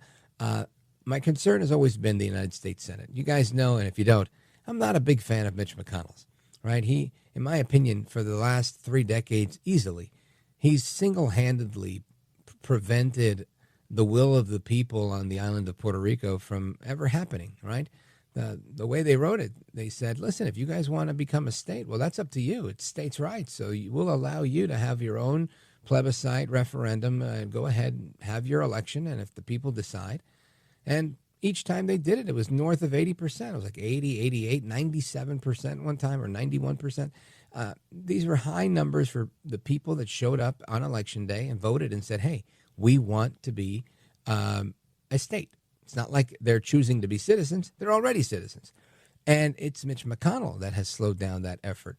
Why? I don't know, because there would be some reciprocal tax implications that would benefit our revenue stream. And it would just make all the sense in the world. As far as the people go, they would be franchised again, right, with the ability to have electoral college votes. And, of course, some of you are listening, shaking your head and saying, oh, Rich, come on, I know your parents were born in Puerto Rico, and that's why you advocate for statehood. But the reality is there are a bunch of lefties there, and they would only elect 2 more Democrat senators and put in a bunch of Democrat congressmen. The problem is there's no proof to that theory. Zero proof. I mean, literally zero proof. The current governor of Puerto Rico, Jennifer Gonzalez Colon, was the resident commissioner, which is the congressperson, the non-voting congressperson for Puerto Rico. They get one person, right? And that one person is a Trump-supporting Republican. The last governor of Puerto Rico, one removed from this previous one, Pierre Luisi, a woman named Wanda Vasquez, the former attorney general of Puerto Rico, she was not a Republican, but endorsed Trump in 2020. And there's been a slew of other Republicans. You can't make a case like that for D.C. or any of these other territories that have an interest in statehood. You can't. Can't even come close. You can't even make it for Canada, right? Justin Trudeau's a far cry from a Trump supporter. You literally have. And the best part is how many Puerto Ricans and Hispanics showed up for Donald Trump in this election. Well, you know those numbers. 63% voted for Trump. So I don't know where anybody gets this notion, that Puerto Rico would somehow be, if anything, you got to strike while the iron's hot and get yourself 2 more Republican senators and 1 or 2 more Congress people. At least that's my thinking. And allow the people's choice to be heard. Anyway, a little bit of a tangent there, point of personal privilege, but I don't like McConnell. The guy's no good, no bueno. And McConnell somehow agrees with AOC. Now, that's when you know we got a problem. When Mitch McConnell and AOC have the same opinion about Puerto Rico, you know he's on the wrong side of it. All right, amigos. Anyway, I want to get into immigration because the folks in Mexico are complaining. They're very frustrated with illegal immigrants. They're complaining that they're urinating and defecating, that they have refugees from Cuba, from Haiti, and from Venezuela living on their streets in these makeshift migrant centers, and it's causing them a world of hurt. More to come straight ahead. Don't go anywhere. This is America at Night with Rich Valdez.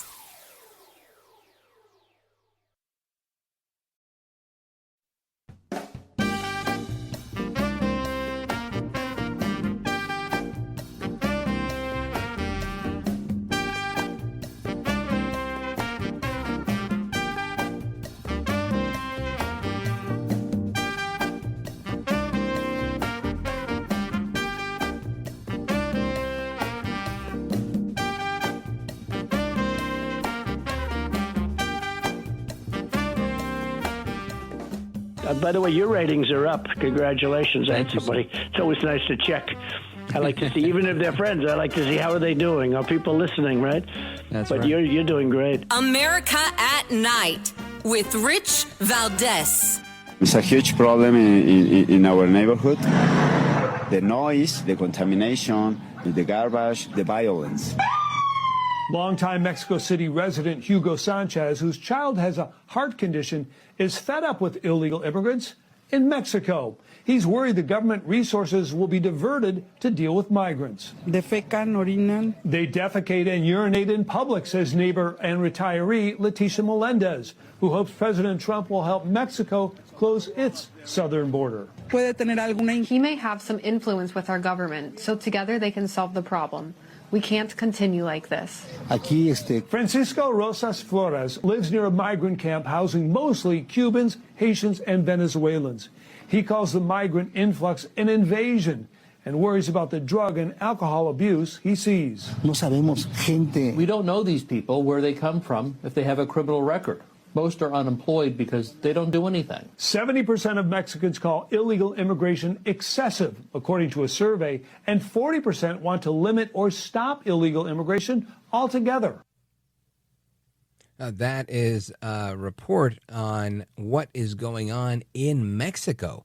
Apparently, Mexicans fed up with the illegal immigration situation in Mexico and trying to make sense of it. So I want to talk about this from a different perspective, not the law enforcement perspective, but more the legal perspective, because there's obviously no shortage of news on what's going on with immigration and what's happening in our nation and abroad, with many countries seemingly also tamping down on immigration problems. But we still have one big issue here, which is the incentive for immigration in the United States. Not only is it the American dream, but a part of the American dream has become people coming to the United States and having a baby here and claiming birthright citizenship.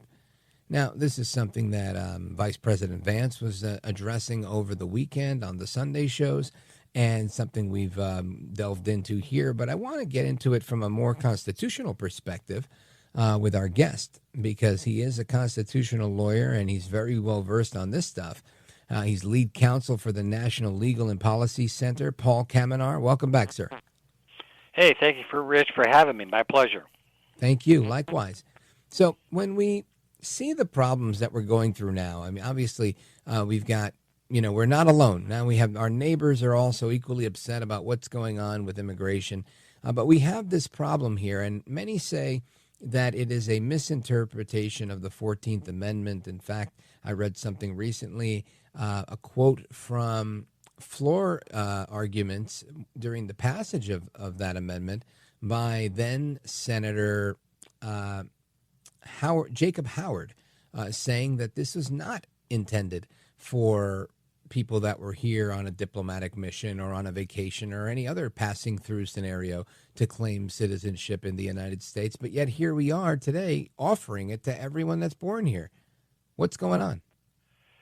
Right, yeah. Well, as we all know, President Trump issued an executive order the other day that basically says that if you are here illegally and have a baby, that baby is not automatically a citizen of the United States, contrary to the argument of the other side. And also it said that if you're here as a tourist, and there's this phenomenon called birth tourism, where a woman comes here who's pregnant, about to deliver, comes in to say, hey, I want to go check out Disney World or what have you, and then has the baby, goes back home and says, great, my kid is now a U.S. citizen. I get all the benefits of that from my kid, Social Security, citizenship, passport for the baby, etc. Well, that's also excluded under this executive order. So the question is whether this executive order is legal. And we can certainly just look at the language of the 14th Amendment, which is very simple. It says, quote, all persons born or naturalized in the United States and subject to the jurisdiction thereof are citizens of the United States and of the state wherein they reside. Okay, so the those who purporting to support birthright citizenship just looks at the first clause that says all persons born in the United States are citizens of the United States. But they leave out the clause that says, quote, and subject to the jurisdiction thereof, end quote. So what does that mean? Well, it means, as had been interpreted at the time, you referenced it earlier, the meaning behind it at the time in 1868 was that is the person subject to the political jurisdiction of the United States.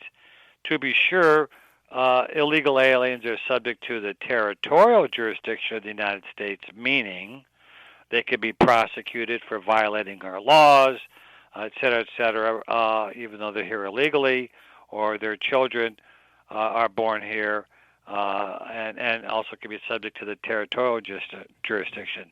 The proper interpretation is, are they subject to the political jurisdiction of the United States, meaning do they owe their allegiance to the United States? And it's widely understood that foreign diplomats who come here, the woman is pregnant, she has a baby here, that diplomat and the child don't owe their allegiance to the United States. They owe it to the country from whence they came. And the same with somebody here on a tourist visa, whether it's a student or a visitor and they have a baby. Well, they go back home. Well, they owe their allegiance to the country in which they came. And here's some other examples that people aren't aware of. American Indians. One would say, well, gee, you know, if in fact the argument is that if you're born here in the United States, you're a citizen. Well, American Indians, they've been here longer than we have, and they've had babies, but they never were regarded as U.S. citizens until 1924, when Congress had to pass the Indian Citizenship Act, making them Indians. Well, why weren't they citizens? Because they didn't owe their allegiance to the United States. They owed it to their tribes, which were basically semi-autonomous government entities. So that gives you an example of how the 14th Amendment should be operating properly. But now we have 7 lawsuits that are pending in the courts as we're speaking, and one judge in the state of Washington issued a quick temporary restraining order blocking the enforcement of this executive order, which by its own terms doesn't take effect until 30 days after it was signed. So we still have some 20 days, 25 days before it really kicks in. So this case will go through the court system. It will go through the courts of appeals, and then eventually the Supreme Court will decide the case. So that's the long and short of it, and that's where we stand right now with the case. Paul Kamenar, stick with me. I want to ask you a couple of more follow-up questions. Paul Kamenar is our guest, constitutional attorney, lead counsel for the National Legal and Policy Center, and I'm enjoying the conversation. Folks, your calls and more are coming up. Plus, we wrap up our conversation with Paul Kamenar. Don't go anywhere. I'm Rich Valdez.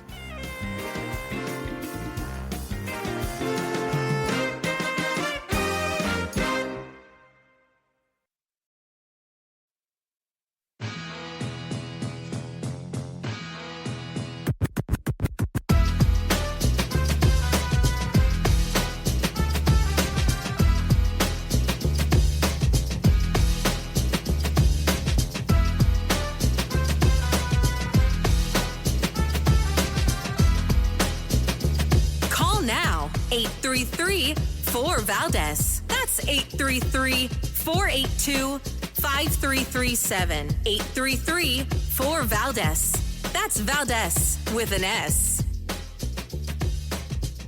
First responder sources who are on the scene there right now, they tell me that the plane itself crashed in about 7 feet of water and split into two, and that divers from both D.C. Police Department and the D.C. Fire Department are in the water and are actively searching the wreckage of that plane as we speak. Again, that in about 7 feet of water on the shoreline closer to Joint Base Anacostia Bowling.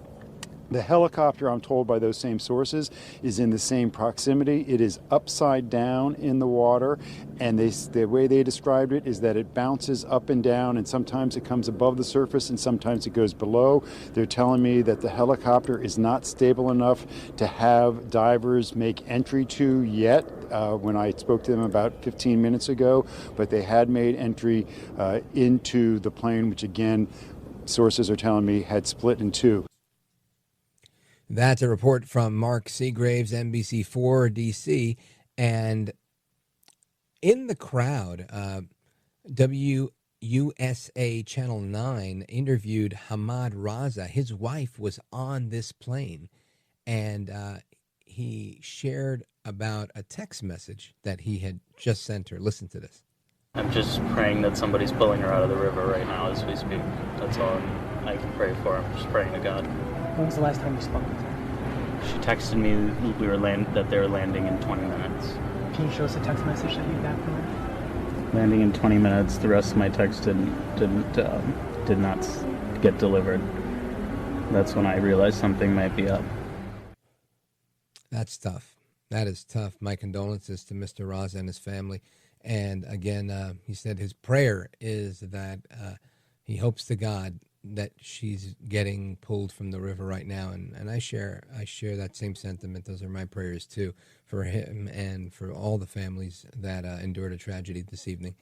Again, we're giving you an update on the American Airlines flight, smaller regional jet with 60 passengers that collided with the United States Army Black Hawk helicopter just outside of Reagan Airport.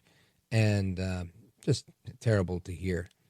Now, we still have our guest with us, Paul Kamenar, a constitutional attorney, he's lead counsel for the National Legal and Policy Center. And we had a discussion in the previous segment about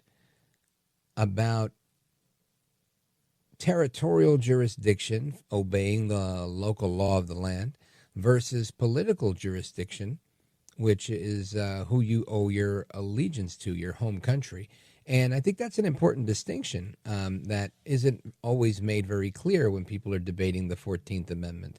But along with these debates come other debates about raids and ICE raids, and can this one go there and can that one go here? So I want to introduce some of that to the mix. Earlier today, Border Czar Tom Homan was walking outside of the Capitol with Secretary Kristi Noem of the Department of Homeland Security, and they were flagged down by a gaggle of reporters, among them Caitlin Collins from CNN, asking a slew of questions, and they didn't rush off and, scurry any of them away.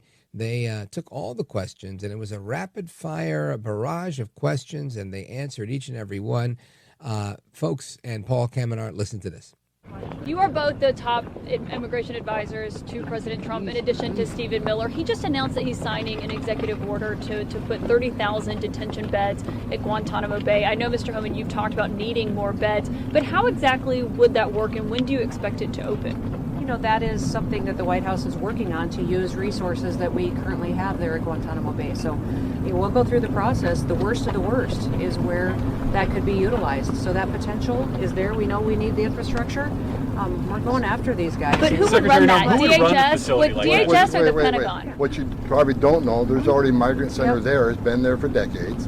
So we're just going to expand upon the existing migrant center. How would logistics work for that? How would you get migrants down to Guantanamo? We climb in Guantanamo. Coast Guard, they encounter people in maritime, they can take them straight to Guantanamo Bay. The worst of the worst, the significant public safety threats, we can fly them. We fly. We're doing it. We're already doing it. They're already doing it. Now, Paul Kamenar, I played this clip for you because while it's about enforcement operations, I foresee the critique here being The last time we used this place, at least to my knowledge, it was to house Al-Qaeda terrorists that were enemy combatants, and they've been there for 20-some-odd years.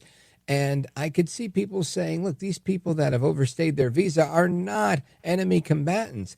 Although I could see the Trump administration making the case that these vicious, violent gangs from Venezuela, like Tren de Aragua and others, that are trafficking humans and trafficking drugs, saying that they're part of criminal organizations like the cartel, and they do have to be housed there, especially if their home country won't accept them back for repatriation. So some thoughts on this. Paul Kamenar. Yeah, sure. Yeah, well, first of all, I just want to express my sorrow for the tragedy here. I'm here in the D.C. area. I've been watching the news of the plane, and I understand 4 were rescued so far, but the water temperature is only 35 degrees, and the human body can only last about 30 minutes before they lose consciousness. So I hope they're able to rescue them. But anyway, getting to your point, it doesn't matter where they're housed. And if they're illegal aliens, they can be deported from the United States, and if we've got space down in Guantanamo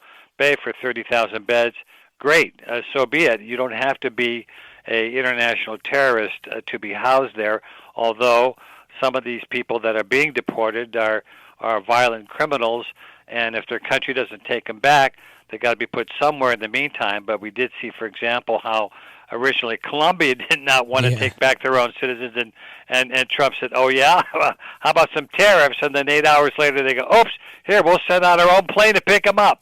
So there's that kind of power the president can have with that. And then, of course, let's not forget that today the president signed his first piece of legislation, the Laken Riley Act, which made it a crime that if you're here illegally and you commit a crime, you can be not only arrested for that crime, but then immediately deported. So that's part of this whole effort of getting these illegal immigrants out of the country. And, of course, the focus is on the dangerous criminal element. There's MS-13 gangs. There's known terrorists who got through under the Biden administration, et cetera.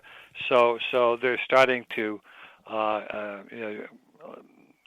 deport these people, and that sends a signal. Okay, we're serious here, so don't come back up to the border. And this also, we were talking in the first segment about the executive order on birthright citizenship. That too should be a deterrent for illegal immigrants coming across the border, hoping that they can have babies here and have the babies get automatic U.S. citizenship. Folks, we're on with Paul Kamenar, a constitutional attorney, lead counsel for the National Legal and Policy Center, and a couple of tidbits you may not have known about Paul Kamenar. But back a year after I was born in 1979, he represented Senator Barry Goldwater and other members of Congress in the United States Supreme Court. And that was a very interesting case about the political question about Taiwan. And in 1982, he represented former Secret Service agent Tim McCarthy. He's the famous hero Secret Service guy during the Reagan assassination attempt. And there was a civil lawsuit there against John Hinckley. That's a pretty cool feather in your cap, sir, I got to say. Well, not too many guys could say that, right? Well, thank you. But there's actually one more case before the when we sued Carter on terminating the mutual defense treaty with Taiwan that's in the news. We sued Jimmy Carter on giving away the Panama Canal. Oh, my goodness. On behalf of 40 members of Congress, and I take a second to explain it in a nutshell. Yeah, please.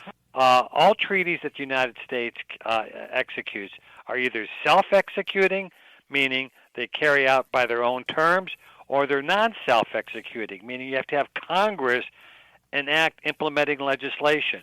So here we have this Panama Canal Treaty. Carter said, Panama, you want all this valuable equipment and locks and train tracks and all that from the United States? We'll just have a treaty. There you go. Well, we filed a lawsuit saying, whoa, wait a minute.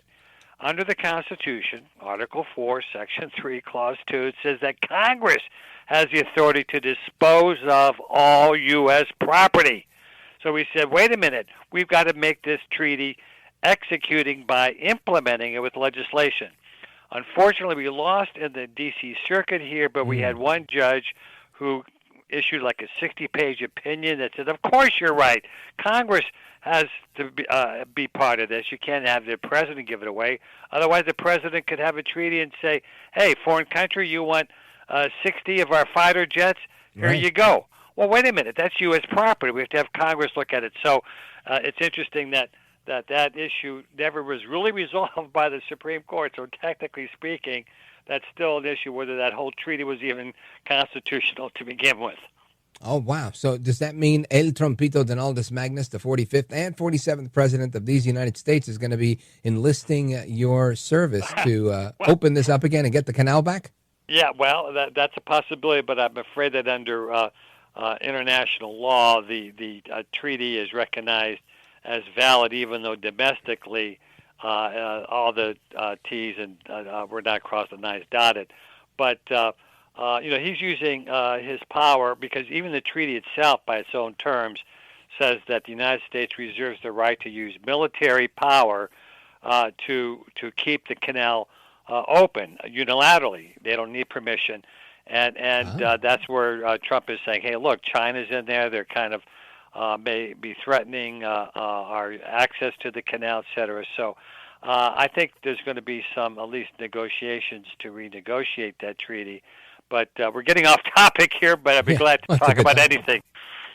Outstanding. Well, I really enjoyed the conversation. So ultimately, do you feel that the challenges, you said there's 7 lawsuits, and we only have about a minute left here, but with these challenges to the Birthright Citizenship executive order, do you think they make their way to the Supreme Court so that this can be corrected, kind of like Roe versus Wade? Oh, that's a very good question. Yeah, of course, I predict it will go to the Supreme Court. Whether the court will overturn it, like Roe v. Wade, it's a close question. I think we have at least 5 votes on it, but we'll see how it goes. There's one precedent that the other side has been arguing as an 1898 case that they said, oh, the court already ruled on this, that anybody born as a U.S. citizen. Not really true if you look at that case carefully. It was a child of Chinese who were here, parents were here, domiciled. Their child was 21. He went back to China for a visit, came back here, and he was saying, oh, you can't come in because you're not a citizen of the United States. And that's where we had at that time what was called the Chinese Exclusion Acts, which kept out Chinese cheap labor from coming into the United States. But he went to the Supreme Court, and the court says, well, your parents are here legally. They're permanently domiciled. They've got a business. So you are a citizen because you were born here. So that's completely different from what we have now, where you have illegal citizens who are here. They don't own their allegiance here. They're not permanently residents here, and especially these tourism foreigners who come here just to have a baby. So it sounds like there's a lot of ground to still cover yet. Paul Kamenar, constitutional attorney, sued Jimmy Carter, and he's getting us the Panama Canal back. Thank you, sir. I want to thank you for being with us tonight. My pleasure, Rich. You got it. Talk to you soon. And folks, coming right back, your calls and more. Don't go anywhere. This is America at Night with Rich Valdez. Call now, 833-4-VALDEZ. That's 833-482-5337. 833-4-VALDEZ. That's Valdez with an S.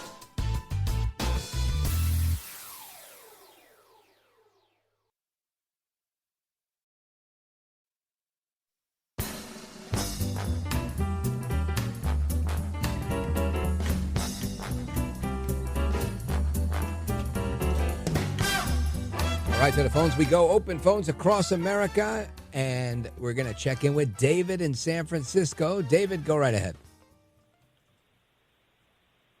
David, going once, going twice. We got a Lance. Lance is in Kalispell, Montana, on KOFI. Lance, go right ahead.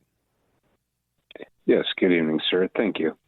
Hey, I want to speak out against this whole sit down and have a beer mentality, because as somebody that spent the day wearing holes in my dungarees trying to keep my fingers from getting cut off in the table saw today, it's, how shall I say, it's just platitudes towards of us that actually build Main Street when the top 1% say they want to sit down and have a beer with us. It's like, unless you spent the entire week with us in the trenches, you're I don't want to just have a beer with you. Yeah, you're just like the company boss. It's like, I manage construction projects for a living, and I'm the last guy that anybody wants to see show up and have a beer with, because I'm that guy. Because you're always riffing at somebody on a job site, making sure everything's getting done right, I would suppose. Exactly, sir. You, however, as being the hardest working, liberty-loving Latino on the airwaves, I, sir, would go out of my way to foot the bill for the opportunity to have 15 minutes to pick your brain and fully comprehend the message that needs to get back to Main Street America. Well, I agree with that, right? I would also, with my listeners, why do you think I do it here? I don't talk to people on the phone in real life. I talk to a bunch of people that are my listeners, and I love my listeners because this is what we do, right? And everybody here that calls the show, especially you, Lance, and if I'm ever in the Montana area, and I plan to get out there, maybe we'll do a little event with KOFI if they'll have me, and we'll have people over, and maybe we'll even go out for a beer. But I think we have to have these conversations, right? This is the national conversation that we're having. And if we don't have a national discourse in America, we're lost, right? So, I mean, you and I are one small part of it because there's so many of us having this conversation. But the conversation has to be had nonetheless. So, A, I'm honored and I'm flattered. Thank you for your kind words. Very, very nice thing to say. And B, I pat you on the back, right? Because it's literally... it's the spokes around the wheel. The wheel doesn't go anywhere without the spokes. We have to work together on this stuff. Otherwise, there's nothing. And I've always said since the beginning, something I learned early in radio, I'm talking to myself if nobody's listening. And that's not broadcasting. That's just being crazy, right? Yes, sir. But even the spokes in the wheel need a hub. And I applaud you as being our liberty-loving voice on the air, and I try to spread the message that you bring to the airwaves to those that work amongst me, and help push forward the effort to make this a better country for all of us. Amen. Regardless of walks. I'm Native American, and I don't live on a reservation, but it's all about the betterment of the community, the society we live in. It's about something bigger than each of us, right, Lance? It's got to be about the we instead of the me, and that's something I think we all got to focus on. Sometimes remind ourselves daily of it. Lance, you're a gentleman. I really appreciate it. Godspeed to you, and hopefully we do meet one day. It'd be my pleasure to meet you in person. Folks, we come back. Shout out to KOFI, by the way, and Valdez coming right back. Don't go anywhere. This is America at Night with Rich Valdez.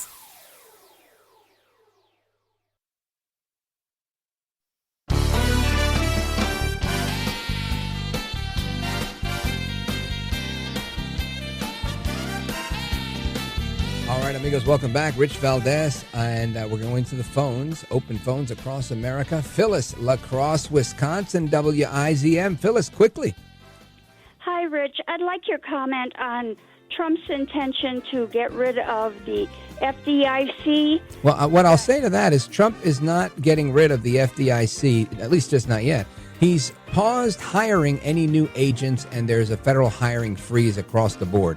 So stay tuned on that one. Folks, hasta la próxima. Take care, good night, and God bless you, America. I'm Rich Valdez.